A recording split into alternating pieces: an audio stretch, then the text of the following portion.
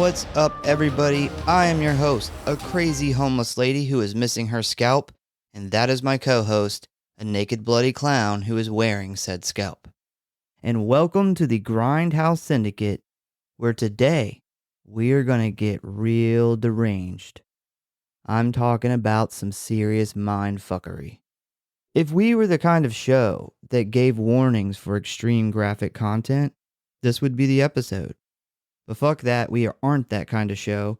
So strap in, because today we are covering Damien Leone's blood-soaked gore fest birthday clown torture porn, Terrifier from 2016. Thought you were getting soft on me for a second. Yeah, no. To give a warning. No, we're not that kind of show. Man, I forgot how fucking awesomely brutal this movie is. Wow, I have, so that's my next note right here. Only thing I didn't put in mine was awesomely. Well, that's not a word, so. That's weird. Yeah, that is weird. Yeah, I completely, after the second one, we watched this before the second one. I think that was like my second or third time watching it. And I just forgot about how fucking awesome this is. So I think what it is I always remember like the top 2 or 3 kills and totally forget that all the kills are awesome. You just kind of forget about all these other awesome kills because there's like at least 2 really, really good ones. 2 or 3 really, really good ones. And then it kind of overshadows the other like 5 and you forget about them. Well, the thing for me is there's one that's just like fucking out of this world, brutal. And everybody who's seen this movie listening knows what one that is. And that is the first thing I always think about. And I think you're right. It causes you to forget about the other kills. But man, really paying attention, there was some there's some bangers in this movie when it comes to kills and the practical effects. This is a good one. Yeah, I'd always kind of chalked up Terrifier 2 as being kind of far more superior than Terrifier, but I'd only seen Terrifier once, maybe twice by the time I seen Terrifier 2. I think it was once. It was actually right before Terrifier 2. I don't know if you remember, but the first time I watched this was it was a random Netflix watch. It had been on there for a little while. I didn't think it was going to be any good. I think Brooke put it on, and I watched it. And I remember telling you were still in the Army. Yeah, I remember I wasn't here. Yeah, you weren't here, and I remember telling you about it and telling you, like, just as far as the gore and the brutality, and specifically about there being one kill, because that's what stuck out in my mind after watching this for the first time. There being one kill that was just, like, jaw-dropping. Like, you have to watch this movie, and you may have been in Iraq at the time, I'm not sure, but I know you never got around to it, and we kind of forgot about it. And then when Terrifier 2 got greenlit around that time, we sat down and watched it. And I think that was my second time, and that was the first time you watched it. Yeah, I've seen Terrifier 2 twice. Yeah, I've seen it twice. And I'd always considered it a lot more superior than this one, because this one, I had remembered it being a lot more low budget. There wasn't as much stuff happening as in Terrifier 2. Like, Terrifier 2 is a better film, for sure. But going back and watching it this time, I was like, man, there's actually a lot of stuff that I forgot about that makes this movie a lot better than I remember it being. Yeah, Terrifier 2 is far superior in storyline and characters. acting. The characters, just how they were written. One thing that sticks out in Terrifier 2 in my mind is the cinematography. A lot of awesome colors, like when they go to the like carnival, that whole like back half of the movie. Just it's superior by far in those aspects, but when it comes to the killing, man. It's Yeah, I don't know. I don't know. I had to watch Terrifier 2 and Terrifier 1 back to back because this Terrifier 1's got just some bangers, man. Yeah, right off the rip, I just want to say, like, whether you like this movie or not, you cannot deny that this is a 5-star movie when it comes to special effects. This is a gold standard of effects when it comes to horror. And what's crazy about that is this movie really proves, and it's probably not the first movie to, but it's the first one that I would give an example to that proves that you don't have to have a high budget. You could actually have a really low budget and still have top notch fucking special effects. Yeah, this was a kind of fun movie to cover, and I'm ready to go just kind of jump into it. But first, if you want to stay up to date on what is going on with us or the show, talk about or submit your movie request, or just say hey, you can always find us at one of our social media accounts or our official website at grindhouse.horror.pod.com, Facebook at the Grindhouse Syndicate Horror Podcast, Instagram at grindhousesyndicate.horror.pod, and many more, which you can find links for in the show notes as always. And please subscribe or follow for alerts on new episodes. And if you really love us and don't want us to have to work in a pizza shop and clean shit off the walls before being murdered, give us a review. Please do. I hate shit. So Terrifier is a 2016 American slasher film written and directed by Damien Leone. The film stars Jenna Kendall, David Howard Thornton, and Catherine Corcoran. The plot centers on Tara Hayes and her friend Dawn, who are on their way to a party and become targets of a serial killer only known as Art the Clown on Halloween night. It is the first film centered on Art the Clown, second feature-length film to include the character that's after All Hallows Eve. It is the fourth film and fifth installment overall, following 2 short films and an anthology installments in the Terrifier franchise. I know that's confusing, so I broke it down. So we'll do a little history lesson on our man Art the Clown. So his very first appearance was The Ninth Circle, which was a short from 2008, and he was actually portrayed by a different actor, Mike Gianelli. Yeah, Mike Gianelli actually played him in everything up until Yep. Terrifier. Yeah, so then we have Terrifier, which was another short, 2011, also played by the same guy. Then we have what I think a lot of us know, which is All Hallows Eve, 2013, which was the first feature film debut, and it was still played by the same guy. Then we get to current Terrifier 2016, which now we have David Howard Thornton. Then Terrifier 2 2022, and the up and coming Terrifier 3, same guy. So he's in a lot more than I thought he was in. I thought it was All Hallows Eve, Terrifier, and Terrifier 2. Did not know about the previous shorts though.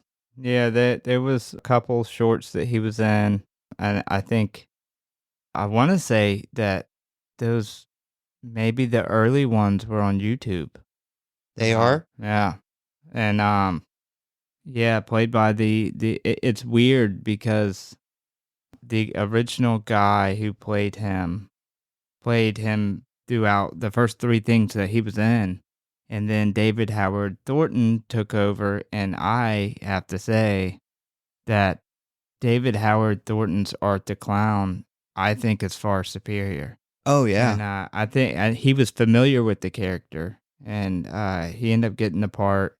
And I think what he brought to the character, there was some debate if Art the Clown from the shorts and All Hallows Eve and stuff were actually the same Art the Clown from Terrifier.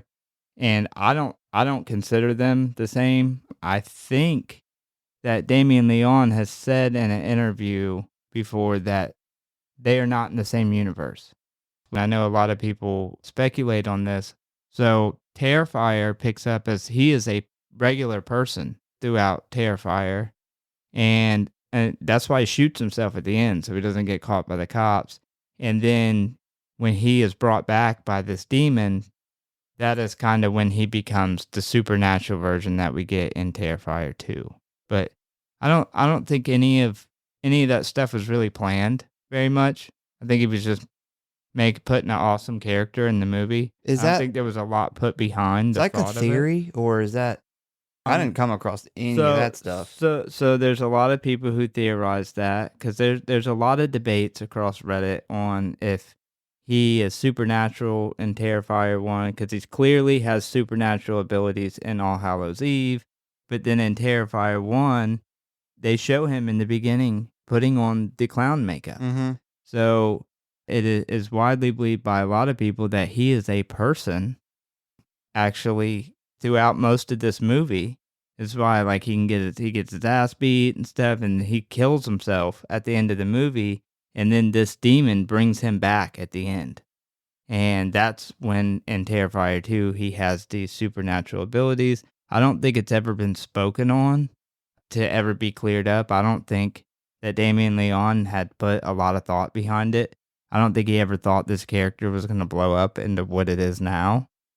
But yeah, there's a lot of debate on whether he had supernatural abilities at the start of Terrifier. There's even a really interesting theory out there that All Hallows Eve and the previous things that he was in, the shorts, were actually like movies in the Terrifier universe, and that Terrifier 1 is a copycat killer who got like, that's why he's like always got this little TV that he watches. He got obsessed with the character of Art the Clown, and that's why he puts the makeup on Halloween and goes to kill people, and then he ends up getting brought back by this demon and becomes the supernatural thing. That is completely theory. There's no evidence behind that. So the character of Art the Clown first appeared as a supporting character in 2008 short film The Ninth Circle, which Leone wrote and directed. Leone later wrote and directed a short film titled Terrifier, which featured Art as the main antagonist and was released in 2011. These shorts were incorporated into the 2013 anthology film All Hallows Eve, which marked both Art's first feature film appearance and Leone's feature directorial debut.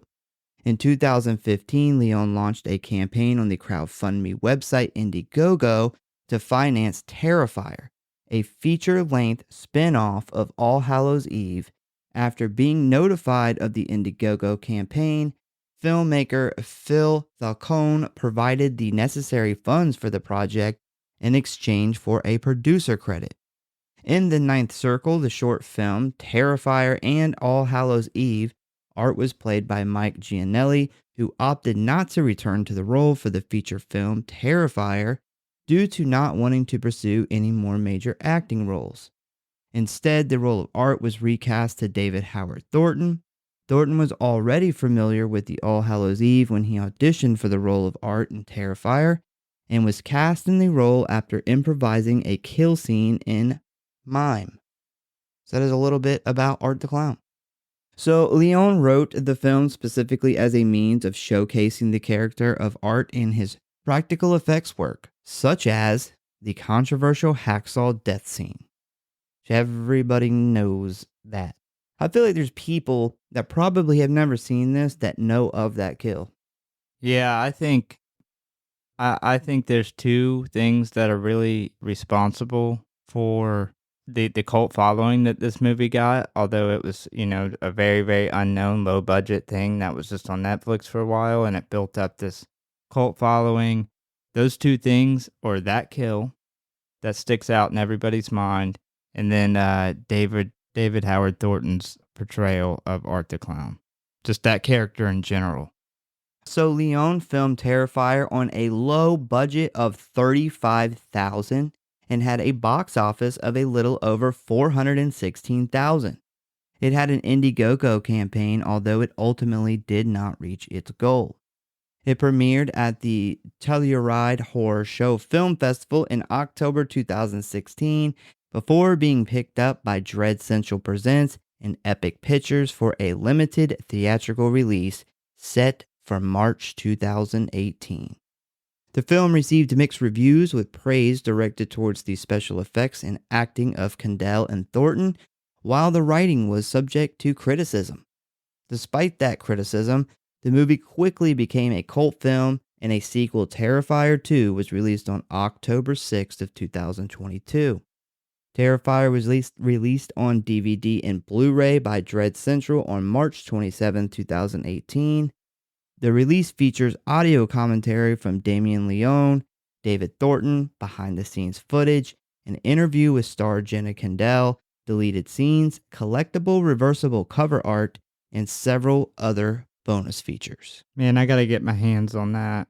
I do have part 2. I had that pre-ordered, but because Terrifier wasn't like a very known thing when it first came out, I had no idea that they even had released it in 2018.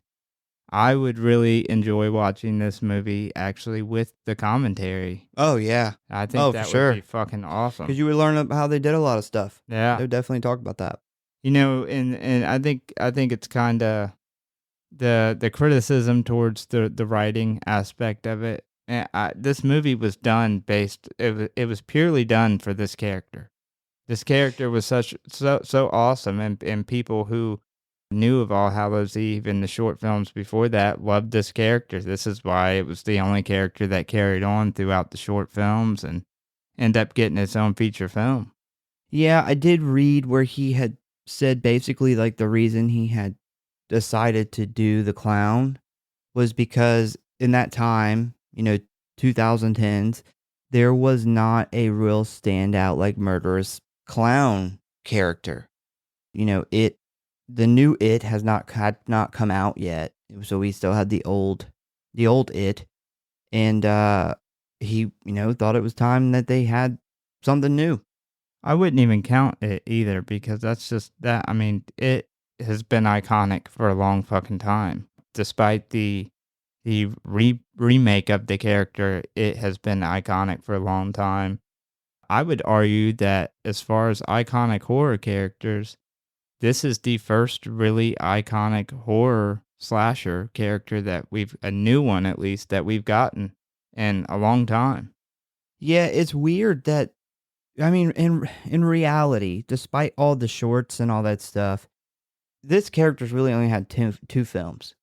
And he is already kind of launched into this. I mean, he's not up there with Jason or Freddy, but he's up there. I think he's gonna be. He totally could be remembered. Like I said, I think he is probably the best modern iconic horror slasher to lead a franchise that we've had in a really, really long time. And he's had those two films. I kind of separate the other movies because it was a different character. This version of him is, I remember coming from this, watching it for the first time, and loving how much I liked Art the Clown. And I didn't have a lot of hopes on there ever being a second one because at the time it was just a relatively unknown movie I watched on Netflix. But I do specifically remember thinking, man, I wish this was a bigger movie because I would love to see more of this character. And it just so happens it got a cult following and it did good enough for them to make the second one. Well, I think another thing that helps that out too is it's not a studio movie, because if it was a studio movie, there probably wouldn't have been a second one. No, absolutely not. We've seen movies do better than Terrifier and not get a sequel. Well, if it would have been a studio movie, it wouldn't have had the kills and stuff in it that we know that it has. That was one of the benefits of it not being a studio movie. You don't have a studio pushing you into getting a rating, getting an R rating. And I mean, how many Friday the 13th have we Ruined. seen? Ruined. Absolutely ruined. And there's been tons and tons of movies throughout Event Horizon. Yeah, just tons of movies that we've covered, and even just shit tons of them that we haven't. You watched the Camp Crystal Lake, the documentary on each of them. Almost every one of those movies had awesome kills taken out of it. The ratings boards would just cut them to pieces. So I think that was a huge benefit to this. All right, so ratings. The Rotten Tomato is at 55%, IMDb 5.6 out of 10, Letterboxd 2.4 out of 5, and a Google average audience review of 3.4 out of 5. Those are all low. It's all really low, They are in my really opinion. low. Yeah. Yeah, absolutely. If you would like to watch this movie, you can currently find it streaming on Peacock, Roku, Amazon Plex, and Tubi for free. And of course, you can always rent it from the usual Apple, YouTube, etc. You want to do the plot? You ready to jump into it? Yeah. Get into this thing. Let's do it. So we start off looking at a small TV where we see a reporter on the screen, and she is introducing the sole survivor of the Miles County Massacre, which occurred exactly 1 year ago today. The camera then pans to this other woman whose face is fucked up. I mean, It's rough. it's pretty bad. So her upper lip is completely gone, along with her nose, her left eye. She does kinda have a right eye, but it's like a black and yellow eye. So her whole right eye and eye socket pretty much looks like if you put a grape in the middle of a donut and then microwaved it. Yeah, it's rough.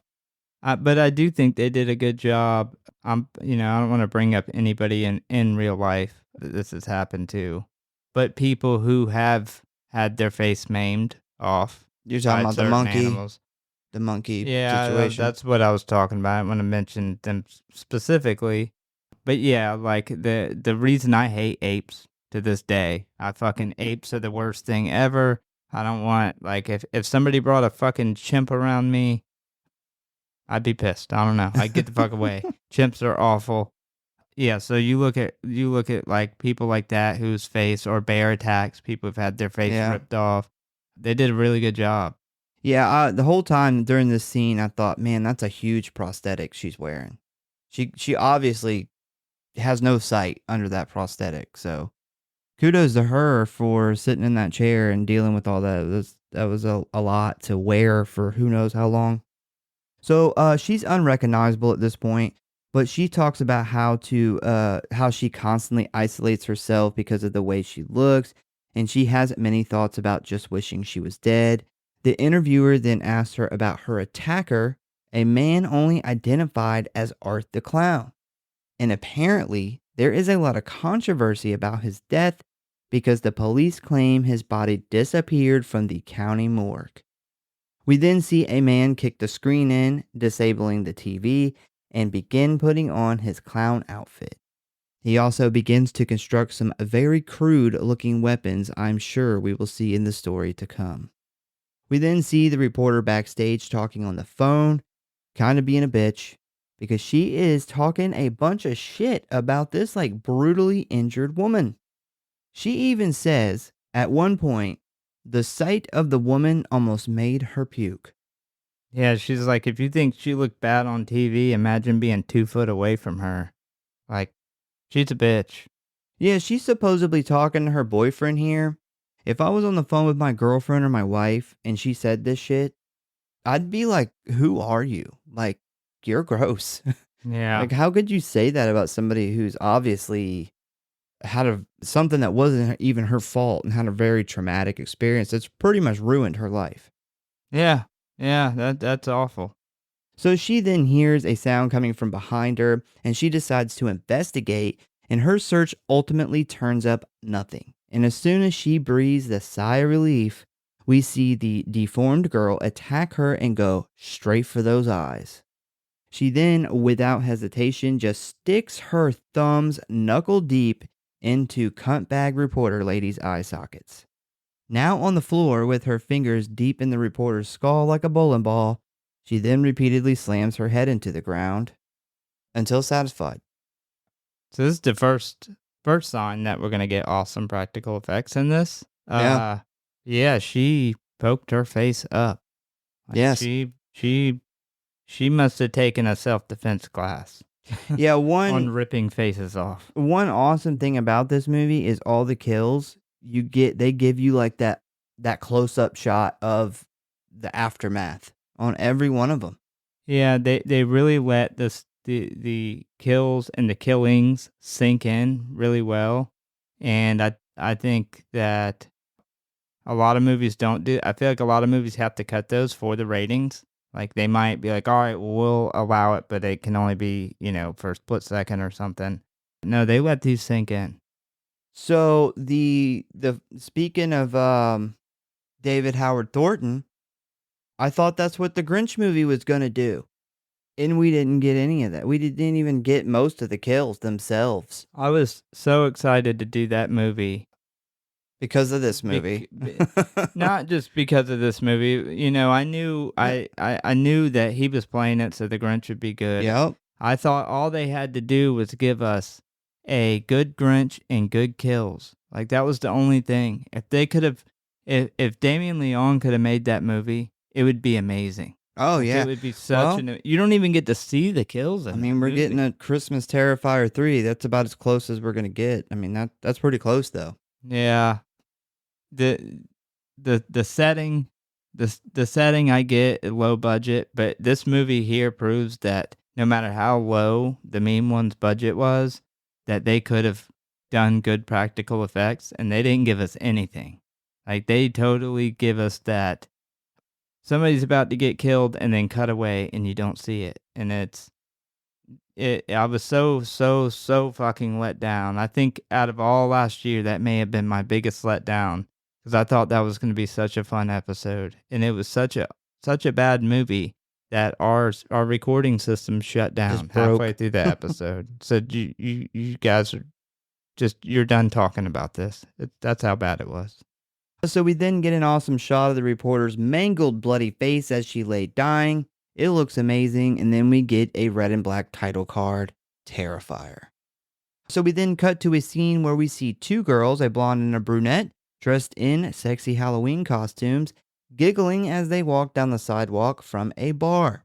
The blonde girl is most definitely pretty drunk and attempts to drive the car, but the other girl takes the keys from her.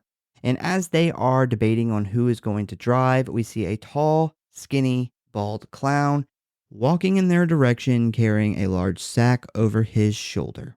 This is our first view of David Howard Thornton's Art the Clown. Yep. And you actually they do a lot more like prosthetics and stuff with his face. He looks, I think, a lot better. Like they give him those prosthetics and really sink in the parts around his bone structure. I think it looks really good.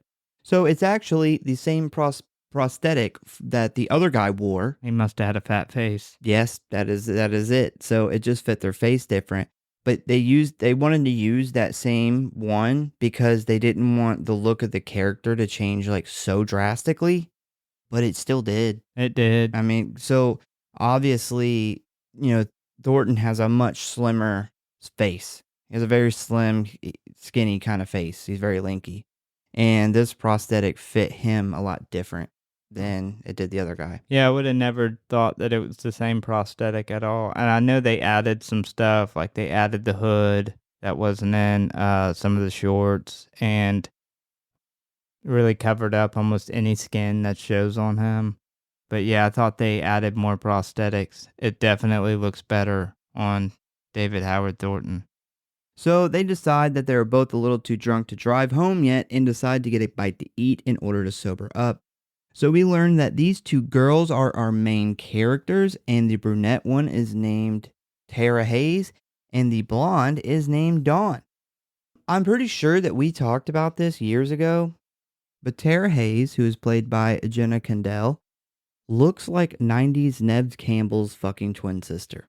Yes, we spoke about this years ago. I actually told you this whenever I first told you about this movie when you were in either you were in the army, let's put it like that. I was somewhere in the world. Yeah, you were somewhere else, either Alaska or deployed. But yeah, that was one of the things that stuck out to me. It makes me like her immediately for some reason too. She looks like basically Sidney Prescott. She looks like Sidney Prescott in OG Scream. Like she does. 100%. The hair, the face, even like how she moves her face and stuff. If the new Scream ever wanted to do flashbacks, they got her girl. Right here she is. Yeah, I think she 100% could play. If God forbid, I hope they don't, but if they did a remake and had to have a Sidney Prescott, she definitely has the look. Didn't hear Blumhouse is doing a Scream remake. I heard they're doing a Scary Movie remake. Are they really Blumhouse? I don't think it's Blumhouse. I was about to say, good God, if they just buying everything? Everybody's remaking everything right now. Oh yeah. It's ridiculous. I don't think it's Blumhouse though. I think it was. Who owned it before? Miramax? It's the same studio, I'm pretty sure, that's doing it. Yeah, so before they head off around the corner to get some food, they notice a very creepy clown just standing by a building staring at them. Tara is very unsettled by this, but Dawn is definitely not. She begins to yell things at the clown, even telling him that Tara wants his number. We get our first close-up shot of Art here, and he looks so fucking creepy. He has a very slim and bony face with these disgusting, basically black teeth. And as Tara goes to turn towards Art to apologize, he is nowhere to be seen. He just ghost-faced it out of there. He ran off. Next, the girls have arrived at the restaurant. Tara is playing with her phone when she then gets a low battery notification. So obviously she's not going to be calling for help in this film. And as Tara and Dawn sit at a table and chat about the night, Tara sees the creepy ass clown walk into the pizza shop, and he immediately stares a hole through Tara. Man, I've made this comparison before when we first started the show. One of the earlier episodes, we were talking about Terrifier 2. And I'm surprised that I've never heard this comparison before, anybody else talking about it. Even like Damien Leone, who created the character. But Art the Clown is 100% a mix between a mime and a clown. Yeah, so it's kind of a reason for that. I'll talk about it later. He is a total mime. Mm-hmm. He's mime. I know that this is actually something that back, I think when the second one came out, I heard, and I don't know if this was anything to do with what you had to mention, but I know he wanted to make him as opposite as Pennywise as possible, because they had come out with the Pennywise, why he's like black and white. And yeah, that's the color hair. scheme. But yeah, I guess maybe the talking went into that. They didn't want him to talk much, or at all, I should say. But yeah, he is almost as much mime as he is clown. Yeah. So this makes Tara very uncomfortable. He then sits at a table across from them. He gives Tara this ominous stare down, then suddenly gives her this huge, over-exaggerated clown smile. Dawn decides to go over to the clown and fuck with him back. She attempts to get his attention, but he is just fixated on Tara, which definitely annoys Dawn. The pizza guy then walks over to Art to get his order, but Art doesn't acknowledge him at all. He still has his eyes locked on Tara. This pizza guy is your standard New York pizza guy. He is the, hey, you over there, you want a slice of my pizza pie? He's that, the Bronx. More like, if you ain't getting a slice, get the fuck out of my restaurant. Yeah, but he's just that, that Italian pizza guy that's in everything. In real life, too. Like, you go into small pizza shops that, are actual Italian pizza shop, this guy is the guy. He's a real guy, apparently. Yeah, they may have actually went to a real restaurant. They did. Such a low budget, yeah. That is the actual name of the restaurant as well. Okay, well, that makes sense. I'm surprised Dawn went over there fucking giving old Art a hand job under the table, an old fashioned. She's literally 3/4 of her lines have something to do with sex. I think in this case, she's just jealous that Tara is getting the attention that she's used to. Yeah, she's used to being the hot friend. Yeah, but even in their conversations in the car, everything, she sits down at the table and she's like, "This guy wants me to meet him at his apartment right now." I told him, yeah, and she talks about telling Tara to flash Art and just everything. You know how in 8th grade there's always that one girl who's already sexually active. Like, everybody knows about it already. This was her. Yeah, and This is totally her. yeah, she grows up and is so desperate for attention that she sexualizes everything. So this dude, obviously, he's not very patient, and Art is pissing him off pretty quickly. Then Art tries to propose to Tara using a plastic ring from a quarter machine. He places it on Tara's finger, and then he walks into the back of the pizza place. Mr. New York comes over and tells the girls not to worry about the clown, that he will take care of him, and they should just enjoy their pizza. We then see Pizza Guy dragging Art towards the door, cursing at him. He calls him a fucking freak and pushes him out the door. So later on, we see the girls arrive back at the car, only to find that it has a flat tire, and unfortunately, the spare is already being used. Yeah. Has my tire been flat the whole time? Like, And the spare is, I mean, how many times have you seen like the ditzy girl who puts the spare on the car and just thinks problem solved? yeah, just Like, leave nope, it. you have to get another tire and then put that little baby tire back in your trunk. You They, can't they just drive gave me on that. this permanent donut to put Yeah. on my car. Tara says not to worry about it. She's just going to use Dawn's phone to call her sister for a ride. Back at the pizza place, we see one of the workers cleaning up shit that Art spread all over the place. Bro, somebody get Art some fucking Pepto-Bismol immediately. Like, holy shit, why the fuck did this man just shit all over their bathroom like that?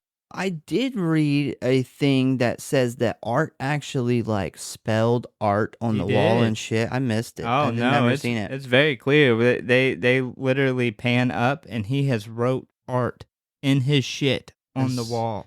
I tried not to look at the shit scene. I didn't want to see it. You know I have a shit phobia. I think it's the worst thing ever. I think God could have clearly gave us a better way to get rid of food. Could have Just pee. dissolved or something. Dissolved into pee. It Yeah. all came out in the pee. Yeah, shit is absolutely the worst thing in the fucking world. You know, I would almost rather Art kill me than have to see or experience whatever he did in that bathroom. Like, good God. Art obviously has eaten some bad shit somewhere. So after he finishes up, he heads back to the kitchen where he finds his boss, New York Pizza Guy, and his head is sitting on a stove burner, carved like a pumpkin, with flames flickering in the mouth and eyeballs. This was the point in the movie, my first time watching it, where I was locked in. I was like, okay, this would be some good shit. For me, it wasn't the pizza guy kill, it was the guy who works for the pizza guy. Yeah, right after. Okay. It's all Oh, yeah. the same scene. I thought you meant like you seen that jack-o'-lantern head and you're like, oh man. No, I was no, like, I wasn't there yet. No, this whole scene right here, it all is like a 30-second scene, but this whole, the head and then the kill, I was like, okay, that the kill is fucking brutal. This can be good. So he freaks out and then he looks up to see Art waving at him. He then panics and tries to escape out of the door, but is locked. He attempts to grab the phone, but Art chops his hand in half, like literally in two. He begins to scream in pain and his hand gushes blood. Then we see Art stab him in the face with a kitchen knife. And I thought that the kitchen knife in his face when he's still alive, I thought that looked good. Yeah. Looked legit. Not everything in this fucking movie looks good, man. These practical, whoever did, I'm sure you'll probably mention who did the practical effects. Like Damien Leone. He did them himself. That's why he made this movie. He had to have a team though. I mean, he may have had, but that's why he made this movie, was to demonstrate his practical effects ability. Yeah, I didn't know. I didn't know that he personally did them. I'm sure. Yeah, that's why they're all the same throughout his movies. He's probably got a company then by now of team members who work under him. But damn, he did a really good job. This is really significant because I am one of the believers that the clowns before this were separate. I think they were just the inspiration to Terrifier Art the Clown. But either way, whichever way you believe, this is our first David Howard Thornton Terrifier Art the Clown kill on screen. We then see Art stab him repeatedly, even stabbing him in the eyes. he just goes to town on this dude's face. And after many, many swings of that knife, we get a close-up shot of what is left of Pizza Worker, and it's not much. So it's like a little kitchen knife. Just a regular, not a butcher knife or anything like that. It's just a regular little kitchen knife. And there are all these like little small stab wounds all over the guy's skin. And then we also see his lips and eyes are like totally gone. But I thought that was really a good touch, was to show the little stab. Because how many times have we seen a slasher and he's always got a big fucking knife? And all the Yeah. wounds are big. And that's cool. But to see a bunch of small ones with just a regular kitchen knife, what would be laying around in a kitchen, that was a good touch. I think like they it. show like his like tongue moving to his cheek They do, too, and yeah. it's like it's done good. So meanwhile, the girls are sitting in Dawn's car waiting on Tara's sister to arrive when Tara announces that she's got to pee. She's like me. She is. They then see a respectable janitor worker step outside a nearby building for a smoke and decide to ask him if they can use the bathroom. He is a respectable exterminator. I got Dressed him. 100% like a janitor. Well, I didn't know that he was specifically like solely a exterminator till the end of the movie when I see the truck. I thought he was the maintenance guy of the building and he was just exterminating it because that's part of his maintenance. So throughout this episode, he will be labeled respectable janitor maintenance guy. He talks about exterminating the rats. Yeah, a maintenance man in Well, charge of a building could do that. If it makes you feel better, he looks so much like a janitor. I also inserted the respectable janitor joke in here as well. So after some debate, the guy lets Tara into the building and Dawn stays in the car. While Tara is in the bathroom, we hear Dawn listening to the radio where a special news announcement comes on informing her of the double homicide at the pizzeria that they were just at. The announcement also claims to be on the lookout for a tall, thin man wearing black and white carrying a garbage bag. Did you catch the Halloween store? I did. Wes commercial Craven reference. From was it? I thought that the Halloween store was the one they're talking about. Is the big ass Halloween store they go to in Terrifier 2? Oh, I don't know that, but I know it's called like Craven's something something. Yeah, it's like an ode to Wes Craven. Yeah, I didn't catch Craven's Halloween, something. So I'm pretty sure it's the one that they end up using in part 2, which is why they go into an awesome giant fucking Halloween store. Yeah, I didn't think about the part 2. No, I don't remember the name. I didn't remember the name of the one in part 2. But that is a awesome Halloween store in that movie. That is. Yeah. So Dawn hears the passenger side door open and assumes it is Tara. She begins to tell her about the radio announcement when she turns to see Art's blood-splattered face smiling at her. On her way back from the bathroom, Tara runs into this homeless lady who thinks that she is holding her baby daughter named Emily. Turns out, it is just a doll. The lady also seems to think that Tara is her new neighbor, and this building is I guess it's an abandoned building, because there's nobody else that lives in it, that I can tell. So Yeah. this homeless lady thinks that they all live in this building together, and I mean, she's lost her fucking mind pretty much. She's not in touch with reality. I really couldn't pinpoint what this building was. She clearly thinks it's like a building people live in.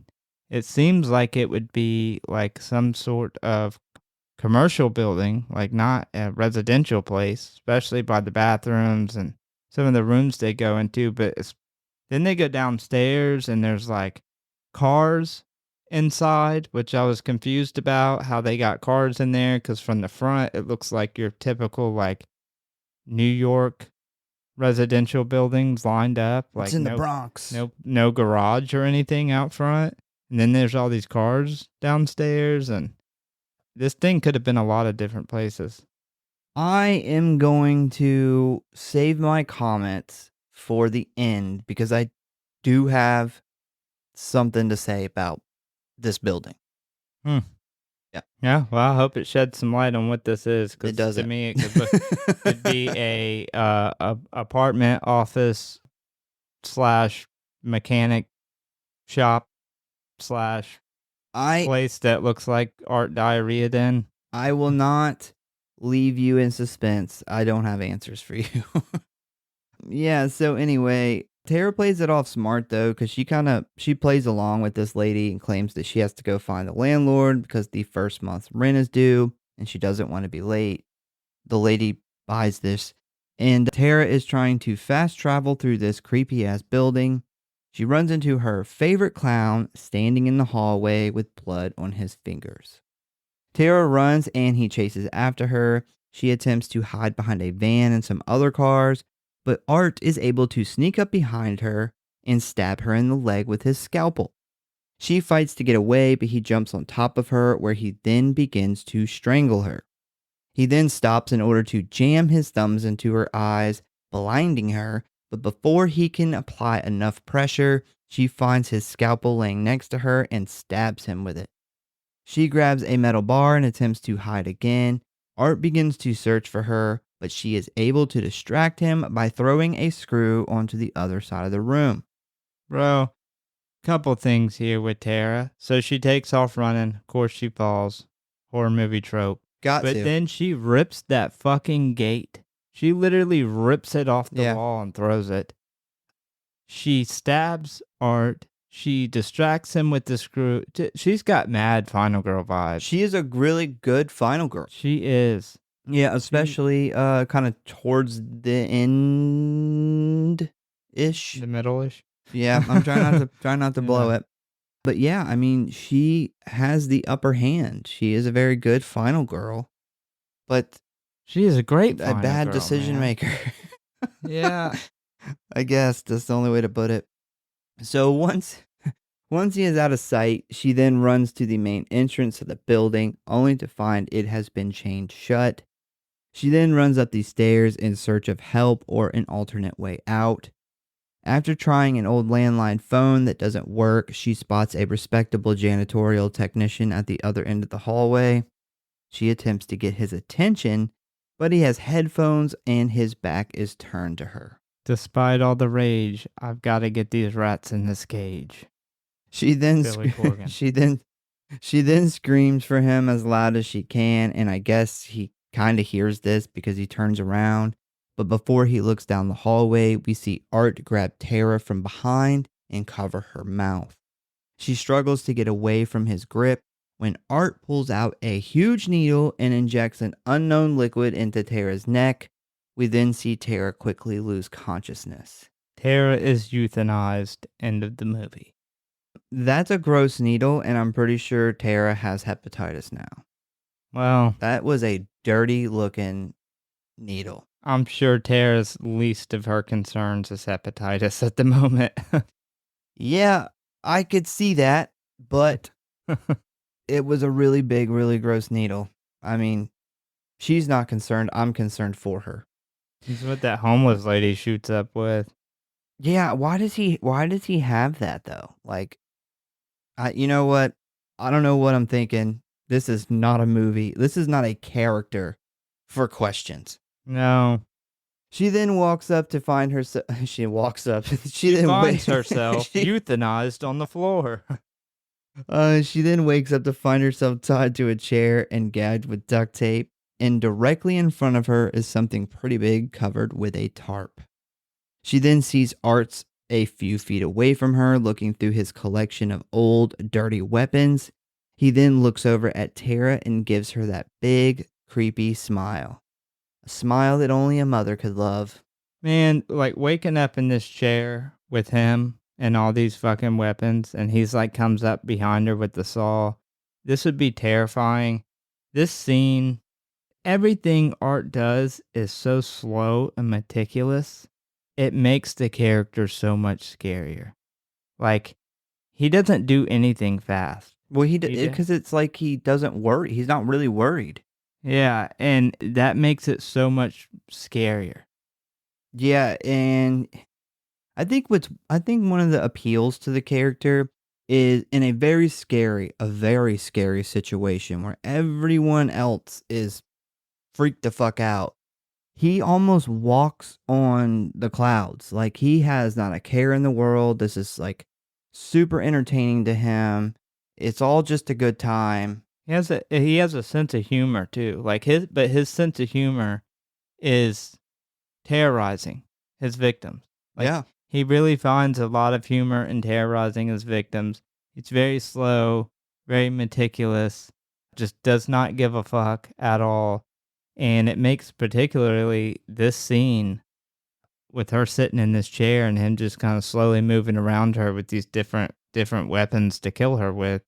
It makes it very, very uncomfortable and very suspenseful.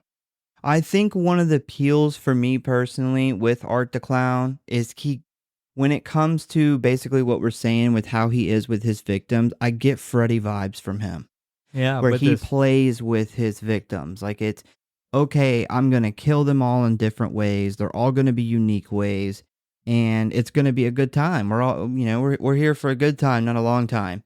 And he very much has that mindset that cuz Freddy, he, is in a dream. He can't die. Like, whatever happens to him, he'll be fine. So he has that. He walks through the situation without a care in the world, just as well as Art does. They have that in common.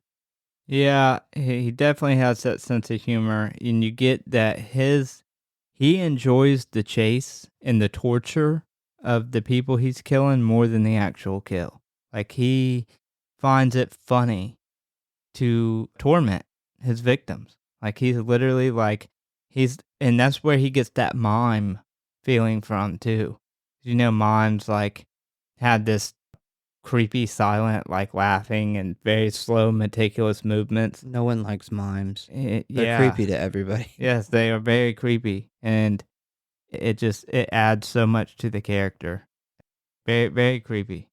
So he then pulls out a small handsaw and kind of taunts Tara with it. And after a few minutes of this, he then walks over to the big hanging tarp, grabs it by the center, and yanks it off, revealing Dawn hanging upside down with her legs spread apart, wearing nothing but her underwear. Art apparently has some experience in the BDSM scene. When I first seen this, I was like, oh God, we're about to see something pretty fucked up. But honestly, I would have never imagined that we were going to see what we are about to see. Yes, this is the It is. infamous kill. And, somebody who's watched many, many, many horror movies over, the span of 90% of my life, you wouldn't think that you could surprise me with too much when it comes to kills, but I was surprised when this happened. Wasn't expecting it. Yeah, for me, I put this probably in my top 5, probably my top 3 kills in all of horror. But as far as like the practical effects and the brutality of it, probably take that top spot. This kill, I don't know if Terrifier 2 exists without this kill. It may, because Art the Clown is such a good character, and the other kills are really good too. But I think that this kill in particular is what made people really talk about this movie. It's the first thing I mentioned to you whenever I first seen it, and nobody really knew anything about it, wasn't really talked about. It's infamous. So both Dawn and Tara are fucking losing it at this point, and Art is soaking up every last drop of their misery. Art then rips Dawn's underwear off, leaving her completely naked and exposed. Art then slowly places the saw on or in her vagina area. I don't know exactly what he does with it. It depends on how large her meat curtains are. She's got an innie. It was probably slightly in, but He then begins to viciously saw Dawn in half down the middle. We see a close-up of Dawn's face as she struggles and tries to scream through the duct tape as blood begins to pour down the front of her body. We then proceed to see more sawing, including through her stomach and intestines.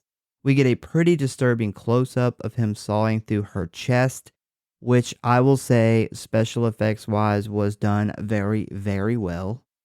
But we even get more fucked up than that. We get this far back shot. Like it's from Tara's point of view, I guess. It's kind of like over her shoulder, maybe right in front of her.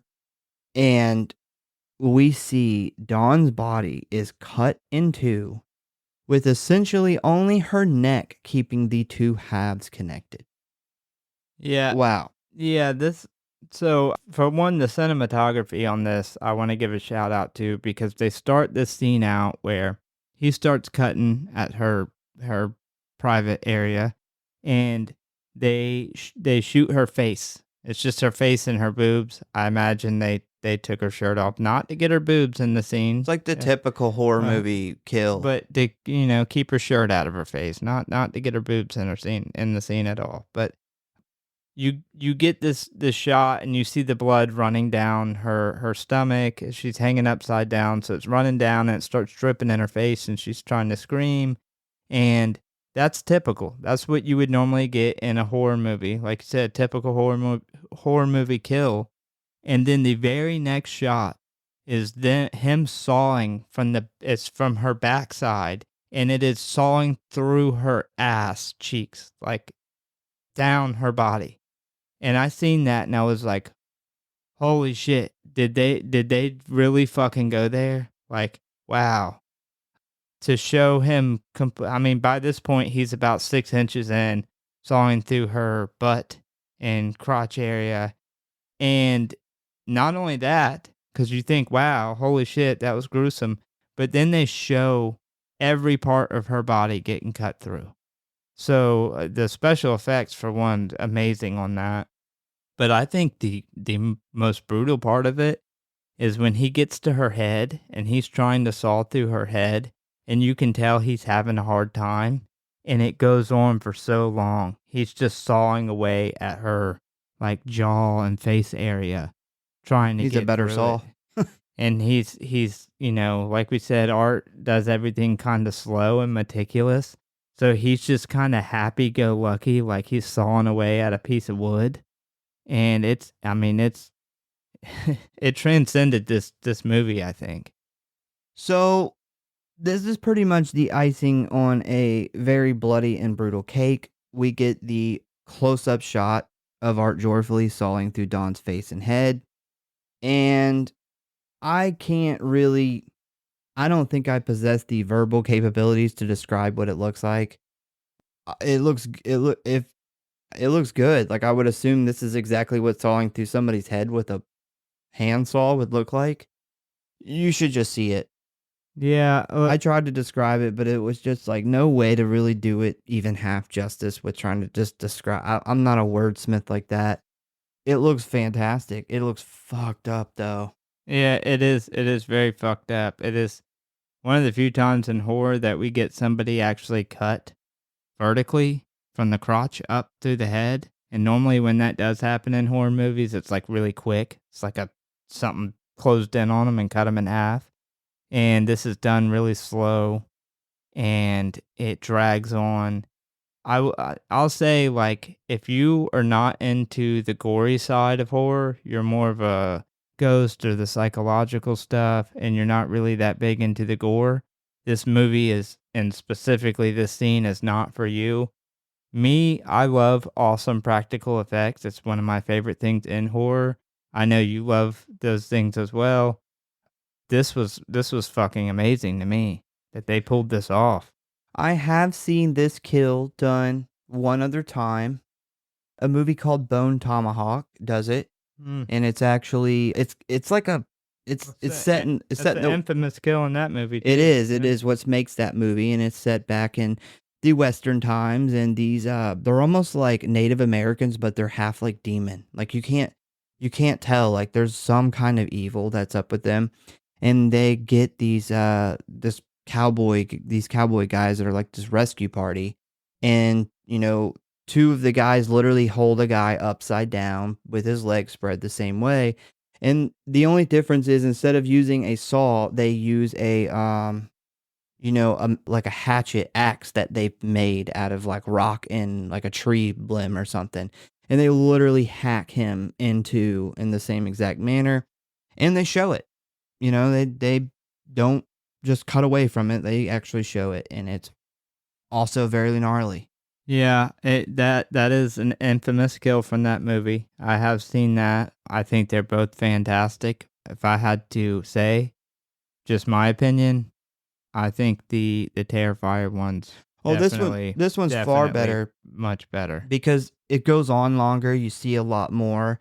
Bone and Tomahawk, they do not really show the hacking through the head, like from the jaw to the top of the head. I don't believe that they showed that. I think they just get through pretty much most of the body, and then he like kind of just peels apart. Yeah. So yeah, it's slightly different, but it's the only other time I've ever seen anybody hung upside down, kind of split apart, and then cut in two down the middle. Well, and a big thing too is this is also Art the Clown is the way he kills. Like I said, it's very slow. So and he does it with a smile. Like he's got this giant clown smile while he's sawing real slow, and it just makes it really creepy. And a lot of times for special effects, these things are really hard to do. So they're shot from a certain angle to make it look real. Like they set the effect up to be shot from a certain way, or they make things really quick so you can't tell certain things are prosthetics. Yeah. They do not do that. They did it so good that not only do they show it a ton in this movie while he's sawing through it, but there's like 3 other times where we get to see this again. They did such a good job. They don't hide it at all. Like they were probably very proud of how it came out. In case you're wondering how they did it, it's pretty simple. They made a life-size cast of the actress. You can go on YouTube and look it up and hear her kind of talk about it. It's very interesting. Just made a big giant version of her and filled her up with blood and, fake organs and stuff and cut it in two. Yeah, the whoever did the casting and the prosthetics, like some movies, like I said, a lot of times they're shot really fast, and if you pause them, you can tell it's a prosthetic. I guess it was Damien Leone did the effects. I guess him and his team. They do prosthetics extremely well. Not only do they pull off this full body prosthetic, but there's a kill later on in the story where they actually prosthetic somebody's head and you can't even fucking tell it's a prosthetic. Like you could pause it and look at it and it's so well done. So right as Art has completely sawed through Dawn's body, we see that Tara has broken free of her restraints and is about to get away. Art rushes over to stop her when suddenly Tara backhands him in the face like a boss. She grabs a big rusty butcher knife and stabs Art in the back while he is down, and then she runs off. She eventually enters a large garage, maybe? She finds a 2x4 and waits behind a big air tank in order to ambush Art when he gets close enough. Mad final girl vibes. Yep. Man, this girl don't fuck around. He walks in the room, moving quietly, listening for Tara to make a noise, when suddenly she sneaks up behind him and fucking waylays him in the back of the head with a piece of wood. She hit a home run. The ball is in the parking lot and the crowd goes wild. She fucking knocked the shit out of him with that board. This may have been where he actually died. And the demons brought him back after this because there was some screws that probably already loose in his head, but I'm pretty sure she just knocked those motherfuckers out. She's got Sidney Prescott energy. How many times has Sidney waylaid Ghostface? Yeah, I'd almost say she definitely has Sidney Prescott energy, but man, I would almost say I think she's a little more badass. She's badass. She begins just beating the hell out of him. After a few minutes of this, Art is just on the ground, pretty defeated. And then Tara makes a pretty big mistake. She stops, she gets a little too cocky, and demands he get up so she could beat him some more. Why would you not just beat his fucking brains out while he's down? Yeah. Like, what good is it going to do to allow him to get back up? You would think Where's the benefit? Somebody who just witnessed what they did, they would be in such a rage that they wouldn't stop. But yes, grave mistake. Yeah, I don't understand what benefit you get out of being like, get back up so I can hit you some more? Like, just finish it. Be done. After witnessing what I witnessed, I would literally beat him until I couldn't move anymore, and then immediately after that, I would drop that 2x4 and fucking run as fast as I could to get out of there. Like, I wouldn't even take the chance that he might still be alive. I would dip the fuck out of there. She then goes in for one final death blow with the 2x4, and Art pulls a Billy the Kid move and quick draws his pistol, shooting her in the leg. I was so fucking shocked when he pulled the gun out. I was too, man. Like, you never see a slasher with like supernatural abilities pull out his fucking 9mm heater and shoot the final girl. Like, yeah. What? This is actually another point that people made in the theory that he's a person in the first part of this movie until he's brought back at the end, because he literally brought a gun. He has a gun holstered on his ankle. He brought a gun to a board fight. Yeah, so can you imagine if that psychic girl Tina was using her powers to restrain Jason with like the vines, and he just pulled out his gat and shot her dead? Like, the movie's over. Yeah. I was just like, this movie's got everything. You know, it's funny because we talked about it a little bit ago. Art clearly loves to fuck with his victims psychologically. Like, he gets off on fucking with them super hard and torturing them through psychologically. And I think that she scared him. And he's like, he's like, this isn't fun anymore. I'm not taking the chance of her getting away. I'm just going to fucking shoot her. Like, cutting her up and shit's cool and all, but this girl just whooped my ass with a 2x4. You're having trouble with that. I'm just going to fucking... It's just a 2x4. The word is 2x4 to get to it. Yeah, you'd think I'd have the word 4 down as much as I have to count with children. But, yeah. Yeah, I think he genuinely got freaked out, and he's like, I'm just going to pop a cap in this bitch's ass and be done with it. That's why he carries the gun, in case things get out of hand. It's clearly the emergency. He has all these tools. He kills everybody in fucked up ass ways. I mean, even the dudes in the pizza shop, like, he's not scared to go toe to toe and kill somebody in a fucked up way. The gun has to be the emergency. Backup. And he totally uses it in an emergency. He then walks over to her as she attempts to crawl away, and he shoots her again, but this time it's right in her abdomen. He then stands over her and points the gun at her head, waits a few moments, and then fires another shot right into her cheek, just below her right eye. Art is like, fuck, this bitch still isn't dead. He attempts to shoot her again, but finds that he is out of bullets. Art then walks off into a back room while Tara lays injured and unable to escape. He does the best. David Howard Thornton playing Art here does the best. You have to be fucking kidding me. Yeah. Without actually saying it. When he realizes that his gun's out of bullets and he has to go reload, he doesn't even go get a knife or anything. He's so afraid he goes and reloads the gun. Not worth it. We then see outside that Tara's sister Victoria has just pulled up and parked next to Don's car. Victoria. When your phone flashed, it fucked me up. I couldn't see for a second. Bro, I don't even know a Sarah. Do you know a Sarah? No, I couldn't see the screen. It just got flashed in my face. Yeah, but it's like if there was a Sarah in the movie, it'd make a little more sense that your brain went to that. I don't know. It's a 2x Sarah. Victoria looks around confused on why the two girls are not waiting in the car. She looks around for a moment and then decides to see if they are inside the building that they are parked in front of. She tries the front door but finds that it is locked. She then pulls out her phone to try to call Dawn or Tara. We then see that Art has made his way back to his bag of weapons and is looking for more bullets for the gun. He then places another magazine in the pistol, and right before he gets up to go finish off Tara, he sees Dawn's phone ringing.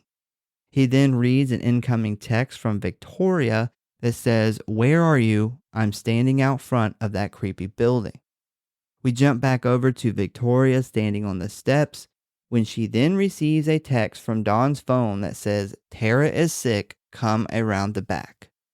So Art knows how to text.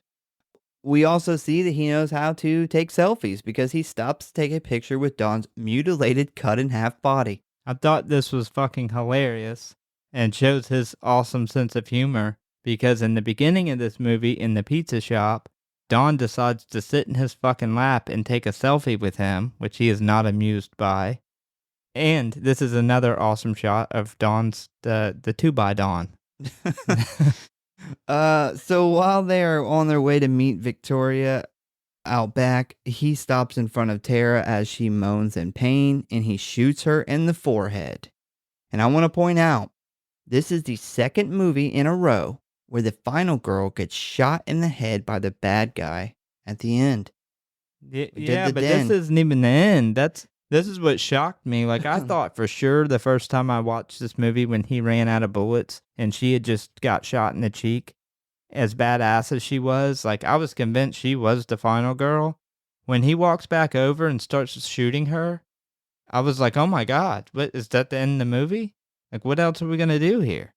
Well, I mean, it's still a coincidence, though, that we did 2 movies where the bad guy just pulled out a gun and shot the badass final girl in the head. Yeah. It happened 2 movies in a row, and that we just talked about how that really never happens.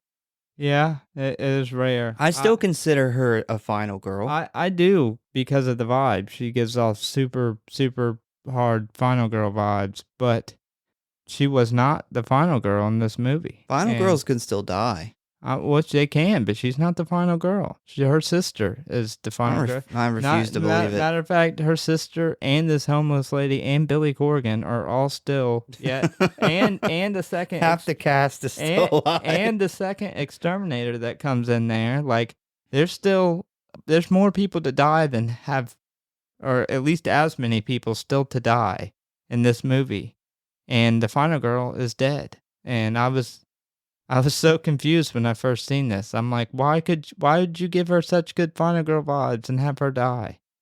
Yeah, the other exterminator, Rick. Did they give him? I thought he was just credited as exterminator number 2. I don't know. I just thought he looked like a Rick. I thought his name was Sarah. I thought it was a Sarah. It's Rick Sarah Johnson. I will say with the shooting scene though, the cinematography is really good on the shooting scene. The way they shot it, where he's standing over her and he's just unloading the gun into her. I don't know why. I don't know what it is about the way they shot it, but it is super fucking creepy and unsettling. But you can definitely tell without words that Art is fucking pissed. We then get a close-up of Tara's face with the bullet hole in her forehead trickling out blood, which looked really good. And then Art just unloads his pistol into her face. The crazy lady from earlier, the one that had the baby doll, she witnesses this and Art looks over at her and then gives her his big signature smile. And she just takes off running. We then see that she has found the maintenance dude in the hallway. She tries to tell him about the dead women down in the basement and how Art is a murderer. This guy isn't taking her seriously at all, which I don't really understand, because if a random lady ran into my job and told me there was a dead body there, I would very easily call the police. He might know that she's in there. Like he might know that she's like the crazy homeless lady in the building. He's like, who are you and how'd you get in here? Like he has no idea like how the fuck she got in there. Yeah, I don't know. He gets pissed and he shoves her to the ground and then he heads back down to the hallway. She begins to panic because she left Emily, her doll, who she thinks is a real child, down in the basement with Art. She's worried he's going to kill her plastic child, her plastic baby. Respectable maintenance janitor man is walking down the stairway when he suddenly hears Victoria outside yelling for someone to open the door. This kind of freaks him out for some reason, and he pulls out his phone to call his, I don't know if it's like his boss or his partner or what it is. It's Sarah. So a lady telling you that there is a dead girl in the basement and a murderous clown in the building was just delusions of a madwoman. but a woman outside yelling if anybody can open the door is what sets you off of enough suspicion to call for help. That's weird. He did a lot of drugs That's in weird. his years in the band. So while he is waiting on the call to go through, he turns around, which allows Art to sneak up on him and strike him in the head with a hammer, killing him instantly. Tara got her leg hacked up by a scalpel, a needle to the neck with who knows what, a bullet to the thigh, a bullet to the abdomen, and another bullet to the face, and she still lived. This guy gets hit on the head once and he's out. He's done. Or is he? Or is he? And then we're led to believe he's dead. Yeah, and it's they put a really interesting kind of reasoning for why, because Art definitely, he goes overboard with his kills. It's known that. But Art gets a little distracted by the cell phone, and then he goes overboard on killing the cell phone. He beats the fuck out of this guy's cell phone. Yeah, this whole thing's weird. Is he put 10 times more effort in destroying the phone than he did killing the guy. Well, I think he was about to like beat him to death with the hammer or just overkill him. And then he heard the talking through the phone, and it's like I hate phones. Yeah, it's I don't know, that's that guy's voice or something, but he literally just went to town on that phone. So Victoria has now finally found her way into the building. She begins walking through looking for Dawn and Tara. We also see that this crazy lady has made it back to her room where she finds that her doll/child is missing. By the way, I paused it here to type something. And you know how Amazon puts the like the actor and then the character's name on the bottom of the screen when you pause it? Yes. So the crazy lady's official character name is the cat lady. I don't remember her ever having or mentioning a cat in the whole movie. I wonder if there's something got cut out with the cat or something. Maybe it was like originally was a cat, but then they replaced it with a plastic baby because it was cheaper. It had to be because there's no cat. I mean, even if you Google it and look up the cast, she's labeled the cat lady. Yeah, I've seen this movie now 3-4 times, and I do not remember there ever being a cat at all. I don't think there's a cat in the whole movie. Not even like around. I'm wondering if either something got cut or if in the original script she was a cat lady and that's how she just got labeled. It's a $35,000 movie. What do you expect? Maybe she's called the cat lady and we don't see any cats because she ate them all. Maybe they're in her head. They're in her belly. So crazy cat lady finds Art sitting in a hallway holding her baby doll, and she gets pretty pissed about this and demands the doll's return. Art tells her to shh because the baby doll is sleeping. She then tries another approach and begins softly talking to Art, even asking him if there's any kindness in him. Survey says nope. This is hilarious. The way he looks at her when she says, "Have you ever been touched by a mother's touch?" The way he looks at her, it's like, how the fuck did this bitch know I have mommy issues? Like, literally, when she says it, he snaps over and looks at her, and it's very clear, Art the Clown definitely has some mommy issues. He's 100%. Probably got a lot of issues, but mommy is one of them. Yes, and he looked at her like, how do you know my mom? What do you know? How do you know this, bitch? Are you my mom? Did you give me up when I was a baby clown? She places her hand gently on Art's face while begging him not to kill her baby. Art then places his thumb in his mouth as she pulls him in close and begins to cradle him. This whole part of the movie is weird.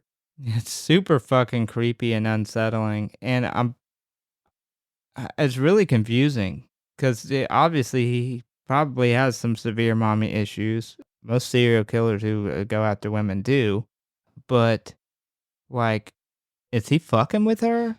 Like, I feel like he knows she's crazy because of the baby thing, and he might just be trolling her on. Or does he like having like a schizophrenic delusion or something and slightly reverts back into a child? We don't know. I think that's the kind of vibe I'm getting. Honestly, though, with the way that this movie has been, I was 100% expecting her to put her titty in his mouth. thought about that too. So it's not just me. No, it's not. I remember the first time I watched this, I thought about it, and I thought about it again when I just watched it. I don't know what it is, but that scene is like a funnel, and it's funneling you into titty in the mouth. Yeah, That is where you're I headed. think this does lead to some titty in the mouth. I just don't think it was shown. You know, maybe that 2x4 just really fucked him up. I will say that's one mistake they made in this movie. She should have put her titty in his mouth, and he should have started like suckling on it. It would have went with the rest of this movie. That's not the weirdest part in this movie. So meanwhile, outside, we then see this other maintenance guy pull up. He grabs a can of rat poison out of his truck bed and tries to go through the back door of the building, but he finds it is locked. Back inside the building, we see Victoria still searching for the girls. She's pretty aggravated and calls Don's phone and is very surprised when she hears that the phone is pretty close by. And as she walks down a set of stairs and turns the corner, she finds Don split in half, mutilated body hanging upside down, and she realizes that she left her oven on and must rush home. Yeah, that's when you should have bounced the fuck out. You should have actually bounced the fuck out. Yep, call your cab, call your Uber, get him out there, get him ready, get him waiting, and you need to leave. It's time to go. I feel like there's very few people in this world on a normal adrenaline level that would outrun me in that situation. I would be fucking gone. I'd be like Scooby-Doo and Shaggy where there's running in the air for a minute. That'd be me. So on her way out, she attempts to quickly find her sister Tara. She checks another set of steps down in the basement. She comes across a woman lying face down on the ground, obviously very injured. She thinks that this must be Tara. She pulls out her phone to call the police. When she notices the crazy cat lady lying across the room from her, her whole chest area is like mutilated and gone. Bro, he really wanted all the milk out of those titties. So much so, he took the whole titties. And the lady that she thought was Tara looks up at her to reveal it is actually Art wearing the crazy lady's scalp and her boobs. And her boobs. Yeah. He That's why I said that wouldn't be the weirdest part in the movie. This is really hard to explain for people who haven't seen the movie. He literally skinned her chest and boob area and her scalp and wore her hair and her titties, her whole chest area, put them on while maintaining his clown face. That's what makes it so weird. And when she takes off running and he starts walking after her, it is total Marilyn Manson vibes. It looks like the Mechanical Animals album cover. Yeah, pretty much. It's fucking like if you would have told me that was a shot, if I'd never seen this movie and you would have told me that was a shot from a music video, I would have said Marilyn Manson, 100%. At this point in the movie, nothing should surprise you. I mean, nothing. This is like Marilyn Manson mixed with when Otis cut that girl's dad's chest off and his face and wore it. If aliens came out of the sky at the end of the movie and landed and opened their door and invited Art in and they went off into a space shuttle, it wouldn't surprise me at this point. Victoria freaks out and takes off running, and as she attempts to pry a window open to escape, we see Art doing his best sexy walk up the stairs while wearing the crazy lady's scalp and breasts. This is the Marilyn Manson part. It's the sexy walk as whenever. And I guess I forgot to mention, Art is naked. Except his clown face. Except for his clown face. He is dick out. That's what I said. It's like Marilyn Manson. He's wearing titties. He has face makeup on. And it's like Marilyn Manson tucked his dick in and started walking around. Yeah, let all that sink in for a moment. Bro, this guy's got such a dark sense of humor. He wins the award for darkest sense of humor. So Victoria is hiding in a locker, and we see. I don't know exactly how to describe what we're seeing. Art, who is naked, is wearing a lady's boobs and hair, and is kind of pretending to be like a girl. He's like twirling his hair. He's fucking trolling her. That's what he's doing. He is doing the ultimate fucked up troll. Like, you thought I was your sister. Now I'm going to troll you as a woman wearing this cut off lady's scalp and titties while I kill you. He also does this kind of weird little dance. I don't know what the fuck really is going on here. You just gotta watch the movie. Like, I feel like I only described 30% of what really goes on here. Yeah, I mean, it's fucking wild. It's hilarious, You know, but it's wild. it sounds ridiculous and it is ridiculous, but It works. they do pull it off. It works. They pull it off. If I would have read this in a script, I'd have been like, this is going to be the dumbest fucking thing I've ever fucking done, but they pull it off. So right as Art finds Victoria in the locker, we hear a loud horn go off, which causes Art to go see what it is coming from.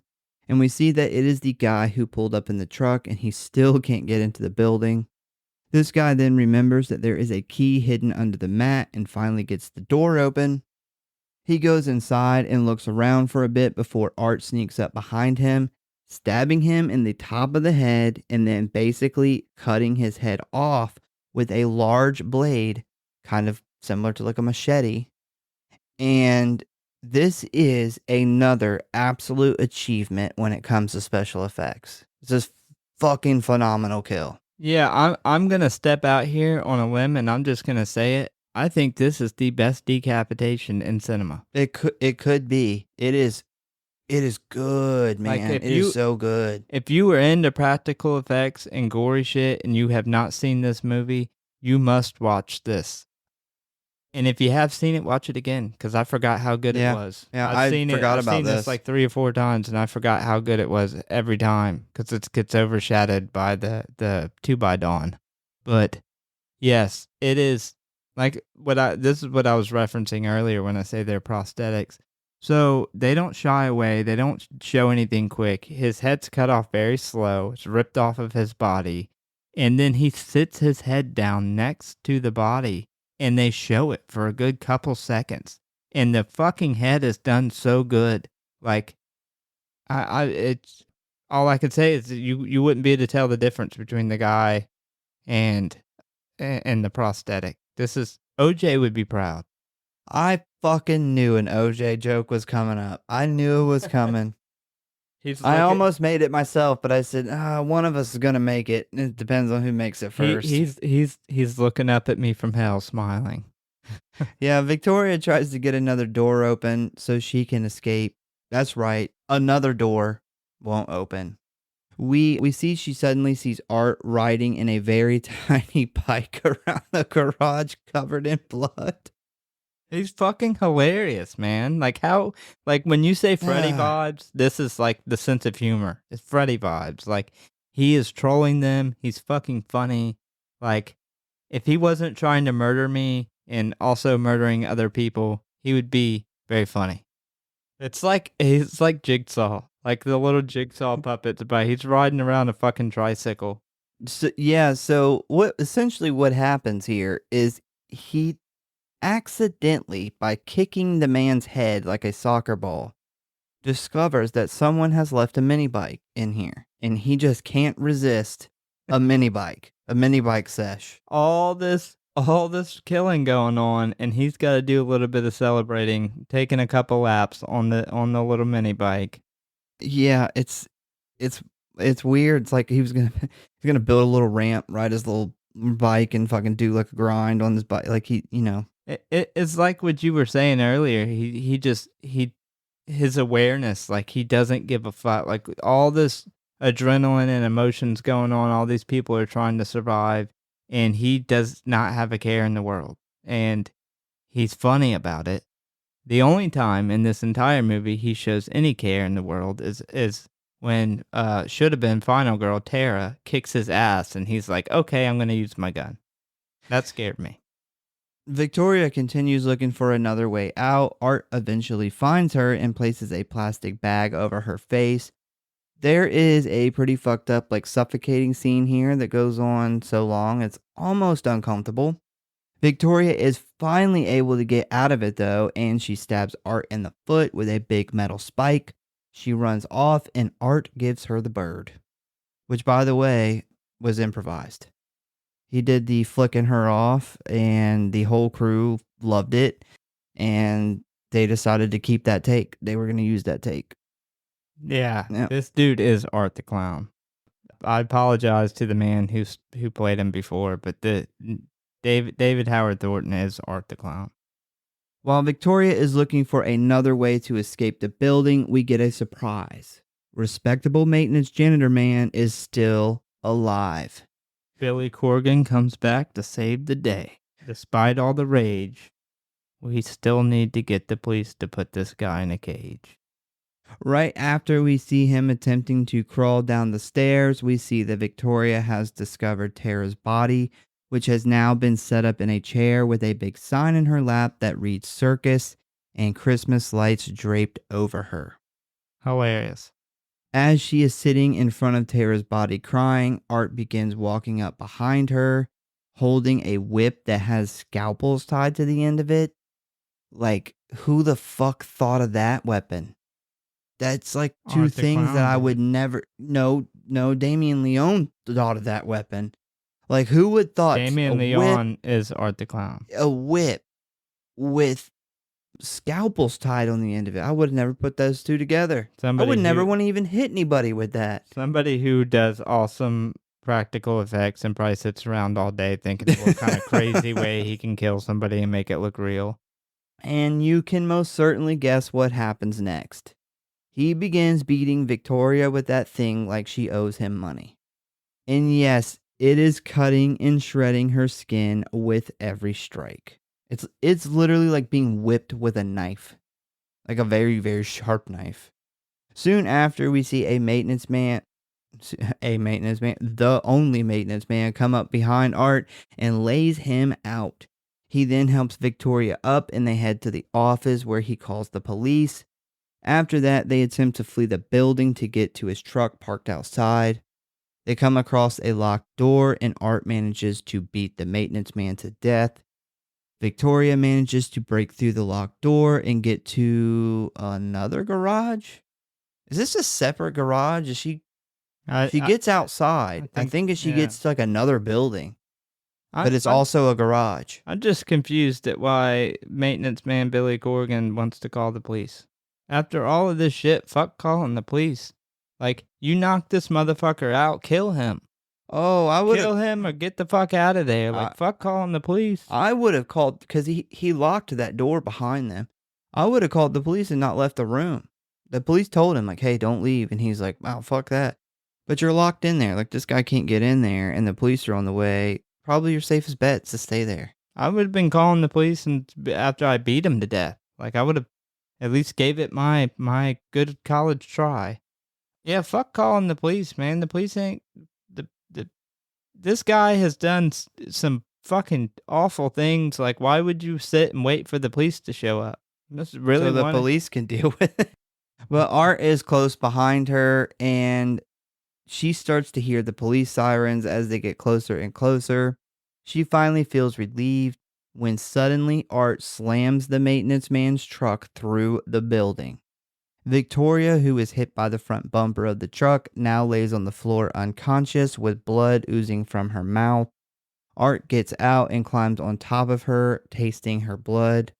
The cops arrive and see Art bent over Victoria's body. Are you ready for this? Eating her goddamn face. Yeah, the eating the face part, it was fucking super creepy. Like, you want to talk about like an animalistic, very creepy, unsettling part? Him, because he like crawls over her and like lays on top of her and like tastes a little bit of her blood. And then the next shot is him like picking parts of her face and eating it. Super creepy. Yeah, I was just at this point like, where else could this movie possibly go? We have it all. We have more than what we need. No complaints from me. No, but I mean, No complaints over here. it's like they put every brutal thing that's happened in. I mean, the only thing this movie's missing is a chainsaw. Well, there is a third one coming out. They probably will get to a chainsaw eventually. There's a lot of ways to kill people. So the cops draw their guns on him and demand to see his hands. He puts up his left hand but uses his right to pull his gun from his ankle. He spins around to face the two cops and they see that he has the barrel of the gun in his mouth. He then pulls the trigger and blows his own brains out of the back of his head. Art goes out like a fucking G. He's not letting the police take him alive. He's not going back to jail. He's like, there's no way I can go to jail with my fucking stomach fucked up this bad, man. I can't shit in front of people like this. One cop walks over and looks at Art's body. We see that he has blood pouring out of his eyes, ears, nose, and mouth, when suddenly he notices that Victoria is still alive. And then the screen fades to black. We then see a young man pushing a gurney with a body bag on it with others behind him. Needless to say, the coroner is not too happy to get all these bodies in the morgue in the middle of the night. This is the most sorry excuse for a medical examiner's office I have ever seen. It looks like an old apartment complex laundry room. It probably was. They only had $35,000. It had to be. It had to be like a basement laundry room in an apartment complex. Like, it does not even slightly resemble morgue. No, it doesn't. You couldn't fit but like maybe 3 bodies in there. So the coroner then unzips Art's body bag when suddenly the lights begin to flicker. Once they come back on, we see Art's hand rise up and grab the doctor by the neck. He sits up out of the body bag and stares in the face of the doctor. The camera pans down to the hallway as ominous music begins to play. Then we hear the doctor scream. We then jump on over to the hospital where Victoria has been treated. It has been an undisclosed amount of time later. We see that she is sitting in like a wheelchair and is finally being released. Her parents spin her wheelchair towards the camera and we get a close-up of her disfigured face. And we now know that the woman in the beginning of the film who killed the reporter was Victoria. Surprise, the fucking prize. A great twist ending. I love that they not much in-depth storytelling and writing in this movie. So it's all kills and practical effects, but I did think that was cool how they ended that. The first time I seen that, I was like, oh shit. I was very confused in the beginning. The first time I had seen this, I hadn't seen All Hallows Eve, so I thought the beginning of this was a reference to something that happened in All Hallows Eve. So, yeah, I thought that was really cool twist ending. Yeah, I honestly thought it was like a previous victim of his. Like he had done this somewhere, like he just kind of bounces. Yeah, that's kind of what I meant, but from the previous movie. Yeah. So as she is being pushed out, we then hear one of the other doctors shout, "Good luck with your interview tomorrow." And that is the end of Terrifier. And so when he comes back alive on the gurney, that's kind of when people think that that's when the supernatural art starts. Because all the lights and shit start flickering right before that. And they think that I guess the demon that possesses him, that brings him back alive, is the same demon that possesses fucked up face girl Victoria or Sarah into killing that reporter in the beginning of the movie.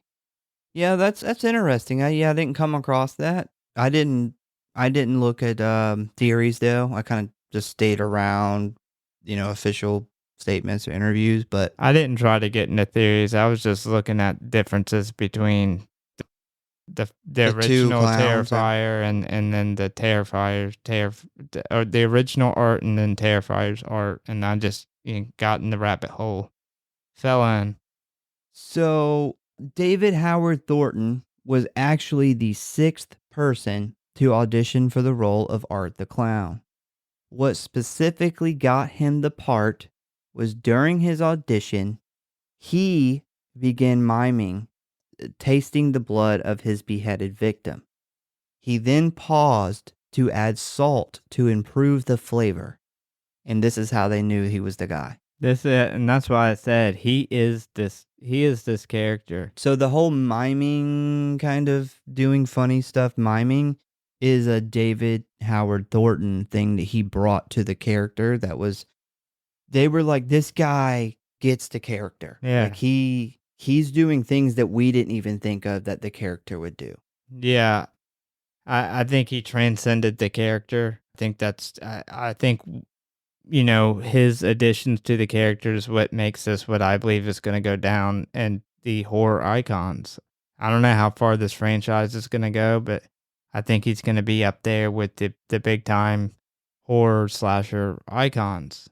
And it's interesting because he didn't do the first 3, but he stepped in and made the character what it was. And it was interesting it worked out like that because this was the first feature film that was just him. All Hallows Eve was a feature film, but it was, he was just one of the stories. But yeah, the timing it's very interesting. I put him as like, he is what Robert Englund is to Freddy Krueger. Oh, I don't think they will ever be able to now make a Terrifier without him playing Art the Clown. Yeah, he brings the personality to the character.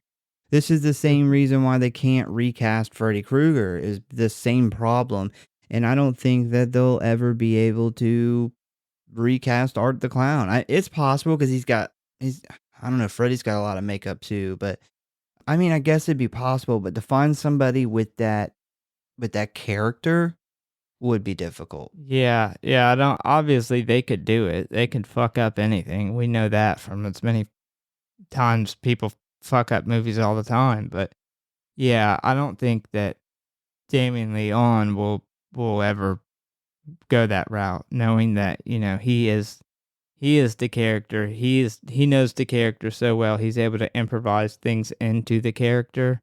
I'm sure that happened a ton in the second one with him being even more comfortable. It's a very similar situation to Kane Hodder. He didn't start Jason. No. He wasn't the first Jason, but he brought character to Jason that people didn't realize that was needed. And he was the only one to play in multiple movies. And after 4 movies, they did end up making movies without him. But the fans didn't like it. And you can get away with that a little more because of The Mask. But in this situation, I don't think you'll ever be able to have another Art the Clown. So, Jenna Kendall, who played Tara, performed all her own stunts in the film because what a lot of people don't know is she is actually a stunt performer. She has been in a lot of films as a stunt performer. So she didn't come into this as just a regular actress. She came into this as a stunt woman who could also act. So I thought that was really interesting. I actually think me and you talked about that originally when we first seen it, and I had looked her up because she looked so much like Neve Campbell. Yeah. And then I found out she was actually like a stunt woman. So David Howard Thornton describes Art the Clown as an evil Mr. Bean, which is pretty accurate. Other inspirations also include Charlie Chaplin, Buster Keaton, Lon Chaney, Doug Jones, and Jim Carrey. Now, I think Doug Jones is really important because of a character Doug Jones played on Buffy the Vampire Slayer. There was an episode where there were these kind of the bad guys of the episode that came in and they stole everyone's voices on the first night they were there. And then that way on the next 2, 3, 4 nights, they could actually come in because they would cut some random person open and steal their heart. And if you couldn't scream, no one would know. And this character looks extremely similar, and they didn't talk either. Extremely similar and act extremely similar to David Howard Thornton's Art the Clown. Yeah. Yeah, I could see that. It's some characters called the Gentlemen, and they are very, very similar characters in that. So I feel like him saying Doug Jones being one of the inspirations for how he does Art the Clown, I think a lot of that comes from, because that's probably one of Doug Jones's most famous characters. Was they're fans of the Buffy the Vampire Slayer know those characters, some of their most favorite bad guys of the whole entire thing, and they were in one episode because they're that creepy. They're very similar to Art the Clown. Hmm. Yeah, Yeah, so I thought it was cool. would not have known that. So, ratings and kill count. So, the total kills in this movie is 8. A lot of people think it's a little more than that, but we do find out in Terrifier 2 that the reporter did not die and the coroner did not die. They're both in the second one. So we have Steve, who is decapitated, his head turned into a jack-o'-lantern. We have Ramon, whose fingers were cut off, stabbed at least 10 times in the face. We have Dawn, who was hacksawed in half vertically from groin to head. We have Tara, who was shot at least 7 times. We have the cat lady, who was scalped and skinned and bled to death. We have Will, who was stabbed in the head, decapitated with hacksaw. Mike, whose head was squashed by clown shoes stomp. And Art the Clown, who shot himself through the mouth. We got 8 kills. Favorite kill? That damn Billy Corgan head stomp, man. All right, so you're up for favorite kill. Yeah, so obviously Dawn's kill is what takes the cake here. I think that kill completely transcended this movie, is what most people think of when they think of this movie, or at least the first thing that people think of. With that being said, the second exterminator, Sarah, apparently, his decapitation was absolutely fucking brutal. It was top-notch practical effects, and unfortunately, I do feel like it kind of gets overshadowed a little bit by Dawn's cut in half scene. But yeah, I have to give a shout out to that too, because I think that is, off the top of my head, the best decapitation in horror cinema. Yeah, my favorite kill, of course, was Dawn. I mean, that's easy. But my second favorite, my close second, was Will. And the problem here is Dawn's kill is so unique. And Will's kill, Sarah, Will, other janitor guy, whatever we're calling him. Obviously, I thought he was credited as second exterminator. I got him as Will here, but anyway, I mean, decapitations have been in a ton of movies, so that's not nowhere near as unique. And I think that they both look really, really, really good. But for me, what pushes Dawn's death over the line is not the uniqueness of the death.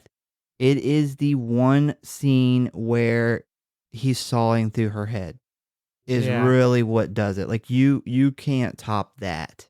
That's the problem. Yeah, I think that whole scene is just, it goes on so long. They're not afraid to show it. But yes, I think the icing on the cake for that scene is when he's trying to saw through the skull, and it's clearly like harder to saw through than the rest. So he's just slowly with a smile going to town. I also think that the first shot of him, he has sawed through her vagina and ass, and he is like halfway through her ass. I can't even believe that they went there. They did that. They did it, and they did it good. It's hard to, I can't believe they did a lot that. of shit in this movie, but that is probably the biggest thing to take away from it. But man, going back and rewatching it, there is that, unfortunately, that is such a big thing that it overshadows a lot of really awesome things, and it makes you forget how good this movie is. And unfortunately, the second one's so good, it overshadows this movie. So yeah, rating. What do you got for it? Oh boy, It's a hard one. Yeah, no, it wasn't a hard one. It's just probably going to be disagreed with by a lot of people, but I gave it a 4.4. I think it's probably a higher rating than it should have, based off of everything else about the movie. But for me, it's a 4.4. I absolutely love watching this for 2 main reasons. First, the character, Art the Clown. I would argue, like I said earlier, he's the first really awesome horror icon that we've gotten in a really long time. I thought what David Howard Thornton was able to bring to the character to bring so much character to a character that doesn't speak. I thought he was the perfect choice for the role. Like I said, I would compare him to Robert Englund or Freddy Krueger. I don't think you'll ever have an Art the Clown with somebody else playing him. I just don't see it being possible. The second reason, and it's pretty obvious, this movie is a fucking masterpiece, masterclass of brutal practical effects. It's proved you can have literally top-notch 5 out of 5 practical effects on a very, very low budget. It's like, what, 35,000? 35,000. Yeah, I mean, that's nothing and compared to movies and movie standards. And it has some of the best practical effects you'll ever see. You know, it's about as fucked up, slasher, gory as you can get. It goes places that other movies hadn't. I think 3 things really have to happen for this to even happen in a movie. And you have to be willing to do these, which David Leone was willing to make these steps and show some of this stuff that other people wouldn't. You have to have good enough practical effects to be able to pull this off, or practical effects team to be able to pull this off. And they had it. And then lastly, you have to not have a studio pushing you to secure a rating from the ratings board. We talked about it earlier. Movies get fucking cut up all the time. They didn't have that issue with this. So the stars aligned and we were fortunate enough to get this fucking awesome masterclass and just gory, awesome horror. If you're a fan of gore and slashers, this is a must watch for you. If you do not like gore, do not watch this fucking movie. No, this is not for you if you don't like the very bloody, very fucked up, very gory movies. But I do, and I'm pretty sure my host over here does as well. I do enjoy them. I gave this movie a 4, a solid 4, and the special effects are easily a 5. But the characters are a little predictable. But that doesn't really cause me to set it back. Here's my problem with the movie. I am not, for one, a big fan of how basically 95% of this movie is set in one place. And the problem with this place is the building makes no sense. It makes absolutely no sense. It is fucking confusing.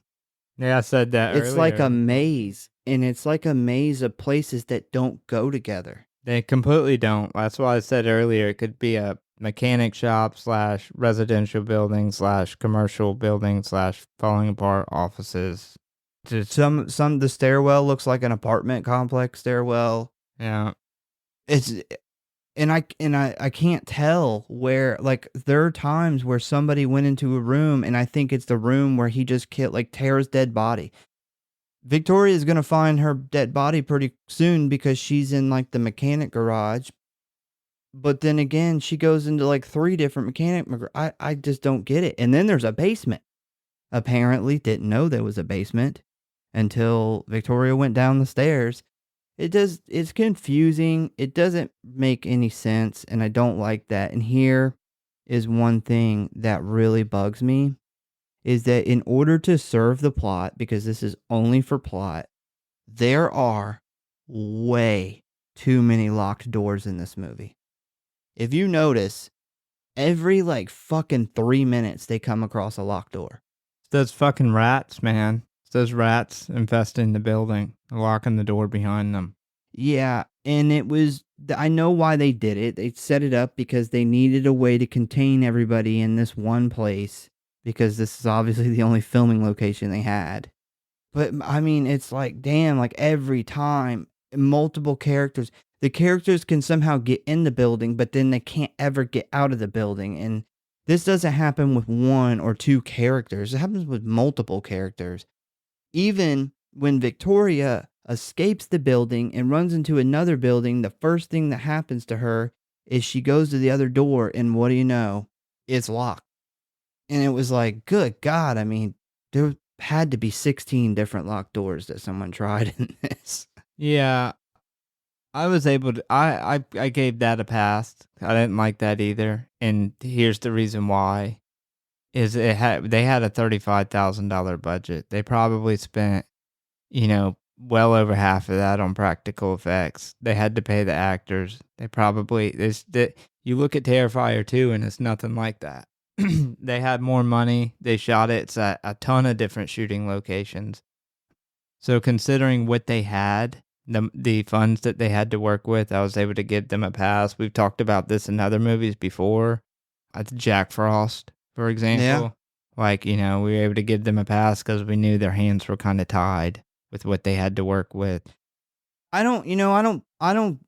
get why they do it. Like, I don't blame them for doing it. I understand why they did it, but I would say that a movie like Terrifier 2 is a lot easier to give a 5 or really close to a 5 than this movie, I think the characters are really bland. Really, honestly, without the special effects, if you took the awesome special effects away and they were just regular effects, I would probably give this movie like a 2.8, maybe a 3. Probably not a 3, probably a 2.8. It's the effects that really bump it up that much, and it's just, I just don't see it being like a 5 movie, but I feel fine about a 4.